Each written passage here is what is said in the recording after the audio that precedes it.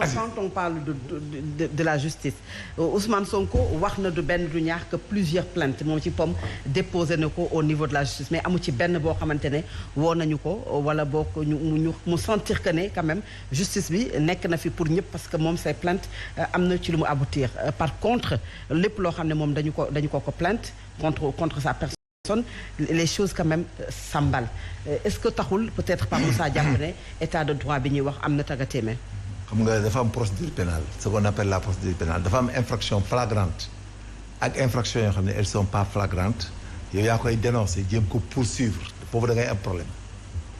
donc yow bon non dafa nag rek c'est-à-dire affaire Mame Mbaye Niang dafa nekk loo xam ne dafa am support médiatique c'est par voie de presse c'est une circonstance même aggravante.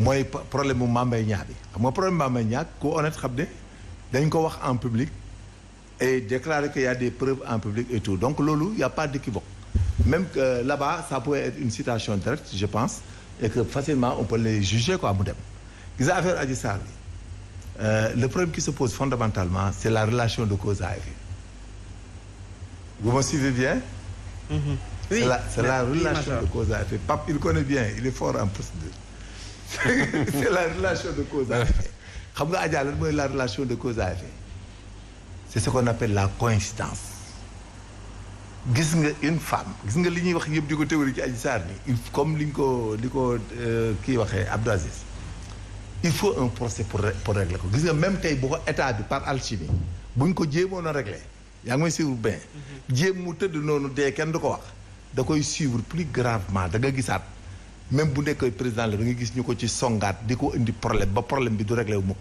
gis nga autorité de la chose jugée dafa baax ci affaire Adji Sarr il faut qu'il y ait l'autorité de la chose jugée pour affaire Adji Sarr parce que gis nga toutes les allégations même le médecin qui parle am na sax ñu dem ne médecin bee ko njëkk a jël si dafa dem ba yóbbu ko ci la xam ne waayam bi la ñuy wax voilà justement kii di wax oto bu ko yóbbu non am nañu ko oto bu ko yóbbu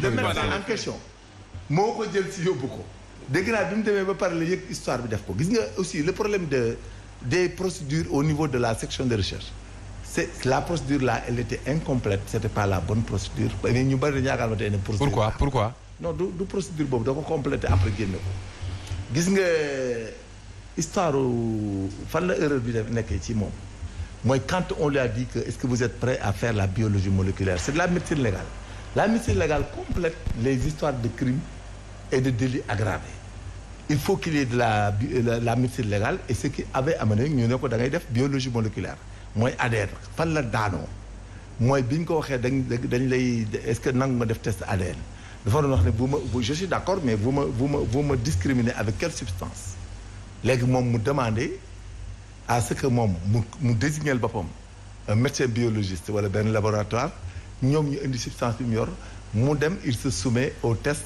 ñu comparer ADN. mais lan substance boobu noonu. fan la ko jógee moom xamul substance loolu la fa la daanoo. voilà ñoom Siré son professionnel ñoo juddoo doo mbàgg doo ngir gi deew mais nee naa la fa la daanoo c'est-à-dire munoo dem ci crime bu mel noonu ñu incriminer la ngay basé wu naan kii dafa déclarer lële kii dafa déclarer lële gis nga ay c'est subjectif dafa am loo xam ne c'est subjectif ak ce qui est objectif le constat criminel li c'est bon c'est objectif mais gis nga les simples déclarations moo tax ñuy prêter serment booy nekk témoin parce que day nekk une fausse déposition à l'audience d'une cour pour ñu mën la jàpp parce que des fois c'est pas fiable mais son problème le Maham quand il a fait l'instruction le jour bi mu ne ko da ngay def biologie moléculaire ñu def ADN bi il fallait que mu dem def test bi jël laboratoire ñu jël benn substance bi indi ko ku nekk 2 expéditions ngay indi pour la contre-expertise et de là-bas foofu booba mën nañu am ñoom du ñu indi substance bu ñu indi substance xam nga kenn du ko comparer bu ñu indi substance mais mu dem def laboratoire ak ñoom mais loolu c'était plus rapide on lui avait donné une fenêtre boo xam ne kooku bu ci demoon day gën a gaaw mais musoo gis ci àdduna gis nga linéairement surtout affaire les infractions là yi ñuy wax nii yëpp fii le cas là c'est une affaire subjectivement politique c'est-à-dire c'est une infraction de droit commun commise par un politicien et les gens veulent la politiser. mais Major. Dans cette affaire là comme ni ma ko doon waxee sànq ak Aziz. yow jàpp nga ne quand même c'est une affaire purement privée. non c'est xam nga. mais lan moo pourquoi Aziz est là pour défendre Adji Sarr. gis nga. non je t'en prie. Je suis désolé. non ne faites pas les défenseurs de Adji Sarr sont non ne faites pas. d'accord. mais tous les ne faites pas d'amalgame. Je retire. Je défends ni Ousmane Sonko. Tous les défenseurs de Adji Sarr sont de Benno Bokk Yaakaar. Tu défends Ousmane Sonko? Non, pas du tout. Ah si. Je défends le droit. Alors, tu m'as érigé en juge d'instruction ici tout à l'heure. Le problème, je la connais même pas. Fatou, xam nga le contact physique avec une femme quand vous avez un contact physique avec elle gis nga c'est comme un dol.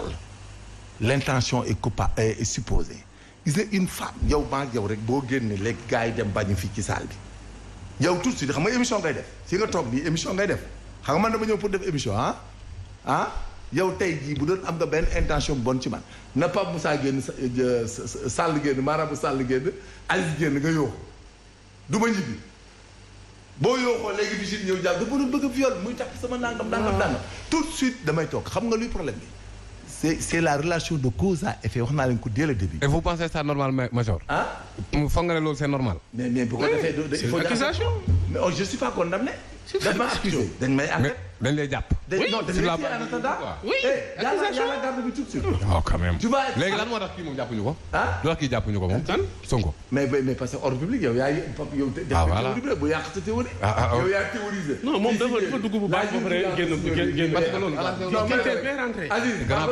Aziz la jurisprudence Sindié bi xam nga Pape tey dafa infraction bu qui a dit la vérité. Tu as parlé de la jurisprudence de Sindié bi maintenant c'est cette jurisprudence qui a fait que le procureur. non bu Macky Sall ne dafa mettre les coups mais da boobu ñu bëri dañ koy interpeller. voilà au Sénégal parce que quand une infraction de droit commun commise par un politicien. jégal micro bi waaw. boo xam ne dañ ko jéem a travestir indi ko question politique état bi pour mu am xëy na sax Macky Sall dafa bëggoon voir clair c'est normal parce que c'était la chose était étrange. Allez-y dans un nga dem ci benn Sud Beauté benn salon de massage une femme vernante qui n'a aucune notion en thérapie ni en médecine ñu naan da lay masser mais xam nga. mais man dinaa la après en quoi le procès est politique. mais il faut qu'on s'écoute aussi. da ngay n'intervenez pas ma ne. alors jabar gi thérapeute la. Écoutez bu doon man boobu quel valide viol. On parle de relation de cause à effet. C'est des questions de droit. non relation déglu la ñu pare Fatou. Mamadou on la laisse terminer non. déglu ma. non. nañ noppi xaar non vous ne dirigez pas le débat Aziz. ils n'ont qu'à attendre que je termine déglu ma. Mamadou Sall vous écoutez oui. vous écoutez on vous explique la relation de cause à effet en matière d'infraction gis nga le gendarme su ñëwee c'est un principe de constat moo tax local ni un criminel soit il emporte avec lui des éléments de preuve ou il laisse sur les lieux un élément de preuve partant de cette théorie moo tax ñu ne soo ñëwee ci scène de crime tu fais la rétention de tous ceux qui sont sur les lieux. Pourquoi? Moom la ñu donne la discrimination parce que tu peux trouver des empreintes digitales des empreintes biologiques des empreintes de pas des empreintes de dents des douilles et autres donc tu retiens tout le monde da nga fay fekk ay innocents xam ne dañu doon romb mais ñëpp ngay téye boo leen téyee ci ngay dem discrimination di leen génn benn par benn c'est ça la théorie des investigations criminelles. C'est-à-dire cas bi mu am une fille trouvée dans un salon de beauté la nuit boo demee mu jiñ la mu nekk complot bu ñàkk complot OPJ wala le juge d'instruction wala le procureur bi nga xam ne mooy def enquête bi fu mu jaar dana def rétention sur ta personne enquête la léegi nag si cette enquête a des incidents de droit comme ni ko Pape di waxee éliminer litis le fait d'avoir un comportement d'entrave à la justice par des voies de droit supposées on y statue mooy comme li nga wax à l'intérieur des audiences hautes il y a des incidents soulevés mais dans les cas d'espèce un état responsable c'est comme Dominique Strauss-Kahn personne ne te laisse partir et que non c'est normal parce que li nga wax la parce que tu as dit l'ordre public de limiter les dégâts et de voir plus clair. non dama ne du procès politique. parce que ma prouver la ko question d'ordre public. baal ma prouver la ko d'ordre public la dafa preuve laa lay jox preuve. nous sommes dans une vie. c'est la continuité moom s'il devenait président de la République il peut un jour avoir un adversaire politique qui viole des filles et qui les tue bu leen jàppee sax ngeen def politique. bu boobaa du ko mën a jàpp mais tuuti rek dama lay wax rek. dama lay wax rek yaa joxe parole joxal Aziz. non maa ngi ñëw ci yow Moussa est-ce que aujourd'hui Aziz yéen du amu leen intérêt pour que quand même les choses reviennent à la normale parce que li ñu jot a gis ci journée tay bi à Ziguinchor ak yeneen localités yi. dama bëggoon revenir tout à l'heure sur Sow. Il a fait une très bonne entrée en matière en parlant du droit. benn instant mu génn ci droit bi nekk pastefien di défendre benn affaire. man je ne défends pas Adji Sarr je n'incrimine pas Ousmane Sonko. man je défends la République. Sénégal bi nu toll la République est insultée, balafrée, malmenée par des gens qui sont entrés par effraction en politique. C'est-à-dire que des gens qui ne jamais mosoo ñun man pendant ba ma amee 18 ans ba léegi maa ngi def politique nekk dans le mouvement étudiant ces gens-là je les ai jamais rencontrés dans la lutte jamais tey jii ñoom ñoo ñëw Sénégal indi fi politique bu bees ba nga xam ne saaga la sos la violence la gis nga fi nu tollu Sénégal débat bi mooy procès dina am maintenant c'est à Ousmane Sonko de choisir de sortir de cette situation étriquable bu mu nekk bi deux choix s'offrent à lui. Un, qu'il accepte de se présenter devant la juridiction, nous avons un procès contradictoire. Deux, mu bañ a ñëw nous juger que par contumace. Et vous qui devrez assurer la sécurité des biens et des personnes. Non, mais quelle sécurité des biens? Mais la sécurité des personnes des biens sont sauvegardées, donc koy gérer.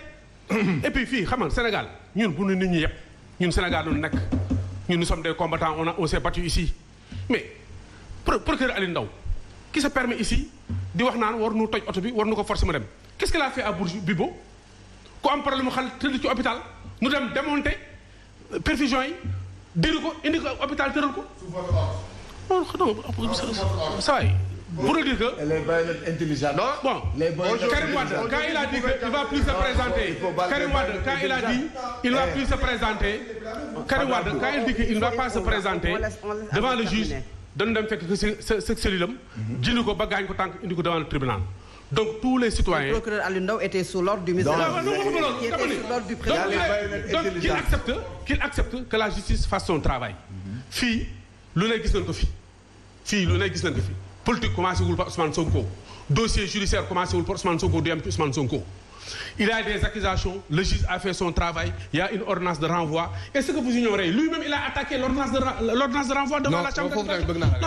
Non, il a attaqué l'ordonnance de renvoi. Pas du tout. Non, attends. Pas du tout, Aziz. Non, so. bàyyi moom ma expliquer. Non, doo ma expliquer xam naa li may wax. Attends ñu dem. Après naa la parce que doo ma nekk juriste nag quand même. naa la tontu ci loolu. Voilà dama ne la il a attaqué l'ordonnance de juridiction. fi mu nekk procès la ñu jëm. Et le procès, je dis que c'est un horizon indépassable. Le procès va se tenir. Il appartient à Ousmane Sonko d'exiger un procès contradictoire mu ñëw article 414 kii yu muy wax yëpp.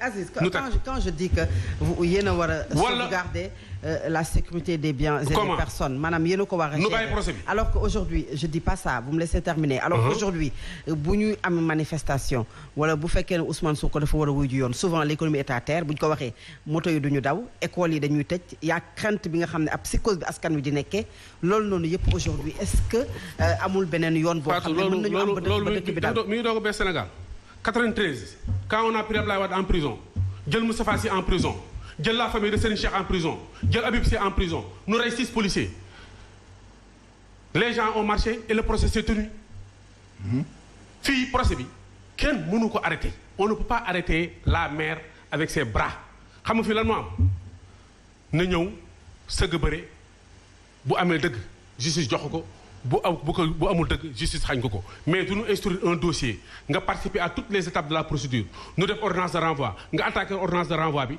nu woote procès nga ni doo dem ça il le dit mais je pense que Ousmane Sonko s'il a un projet pour le Sénégal il a intérêt à se présenter devant le juge parce que kii li mu wax ni bu ñu ko jugé par contumace il est fini parce que au bas mot il prendra pas moins de 10 ans c'est la loi et ensuite pour contumace bi dañ. kii mu ngi jugé di. non jugé wu ma non Antoine arrêtez. il est jugé il sera condamné.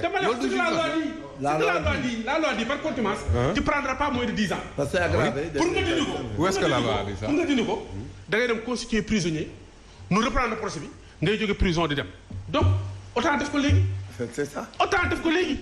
c'est vrai xam nga lu ma bëgg a xoolal bu leen dox ci xelu Sénégalais yi la manipulation a trop duré. Xam nga yooyu wax naan chez nous l'assumons parce que nous avons la gestion du pays. Le président de la République est le garant des institutions et doit faire fonctionner les institutions. Il n'y aura pas de tentative de coup d'État ni de tentative d'entraver à la fonctionnement de la justice. Gis nga opposant yaa ngi Ziguinchor dara yóbbu leen fa. tontine nañu nekkoon dañu natt ñoom dina amoon tontine natt nañu dañuy toj kees gi Ziguinchor ku nekk da ngay dem jël sa wàll taxaw gis la pour bu ñu reyee Ousmane Sonko nga toog ci tombam jéem a jël militant yi loolu moo fi am. loolu sa xalaat la il ne soutient même pas. Aziz loolu sa xalaat la il ne soutient même pas Ousmane Sonko. loolu sa xalaat la quant à Barthélémy Dias ce que tu as dit là quand même il faut être juste avec les gens. Barthélémy Dias muy politique Ousmane Sonko politique. 2009 c'est Khalifa Sall qui a gagné Dakar. Et aujourd'hui vous 2014 c'est Khalifa Sall qui a gagné Dakar. Ça c'est mais Khalifa Sall il est avec une équipe. Donc Barth est un fer de lance. Donc vous ne faites pas de chemin. Ousmane Sonko n'a rien fait pour Barthélémy Dias. Je suis vraiment désolé aujourd'hui pour défendre. Non, je ne défends pas. Il faut être juste avec les gens. Ces gens de Pastef-là, il faut leur dire que cette manipulation ne passera pas. Les Sénégalais en ont assez. Les Sénégalais sont fatigués. Ils ne proposent absolument rien au Sénégal. Vous n'avez jamais entendu les gars de Pastef parler d'économie, parler de croissance, parler d'agriculture, d'élevage, d'infrastructure. Non. Gatsa. Demlen Gendé, Kaïla Noukhare. L'homme mo fi am et ça doit cesser. C'est un procès privé. Une affaire privée entre Adji Sarr et Ousmane Sonko. Et là, c'est la justice qui va le juger. Alors, et demain, très bien, si tout va bien, la justice va le juger. Ils vont renvoyer. Mais de toute façon, cette question-là sera jugée. Ousmane Sonko, s'il ne se présente pas, il sera considéré, il a bien du tout là, et il sera cherché partout, traqué et arrêté quand il a déjà fait son jugement. Alors, Mamadou, aujourd'hui...